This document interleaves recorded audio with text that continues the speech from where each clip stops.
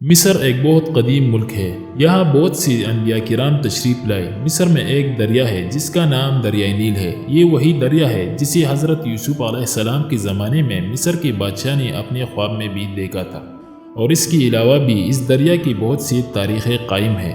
انہیں تاریخوں میں سے آج میں آپ کے سامنے ایک تاریخ لے کر آیا ہوں۔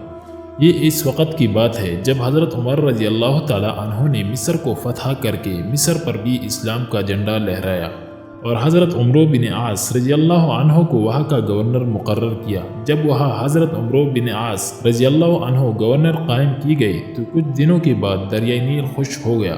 جب دریا خشک ہوا تو حضرت عمرو بن عاص رضی اللہ عنہ کے پاس مصر کے کچھ معززین آئے اور آپ سے کہا کہ ہم آپ سے ایک کام کی اجازت چاہتے ہیں۔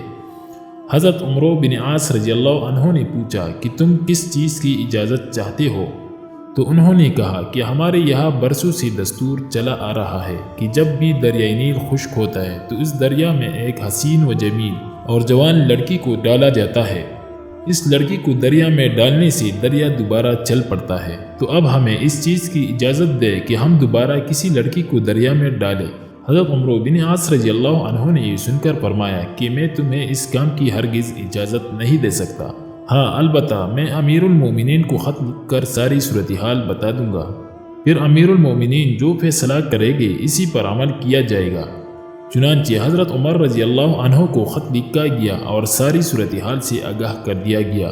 حضرت عمر رضی اللہ عنہ نے جواب میں حضرت عمرو بن عاص رضی اللہ عنہ کے پاس 2 خط روانہ فرمائے، ایک حضرت عمرو بن عاص کے نام اور دوسرا دریائے نیل کے نام۔ حضرت عمر رضی اللہ عنہ نے حضرت عمرو بن عاص سے فرمایا کہ یہ میرا خط ہے، اسے دریائے نیل میں ڈال دو، اس کے علاوہ کچھ بھی نہ کرو۔ حضرت عمر رضی اللہ عنہ نے دریائے نیل کے نام جو خط بھیجا تھا اس میں یہ لکھا تھا، اللہ تعالیٰ کے بندے عمر کی طرف دریائے نیل کے نام، اما بعد اے دریائے نیل، اگر تو پورا سال اپنی مرضی سے چلتا ہے تو بے شک تو نہ چل، لیکن اگر تو اللہ کے حکم سے چلتا ہے تو اسی کے حکم سے دوبارہ چلنے لگ جا۔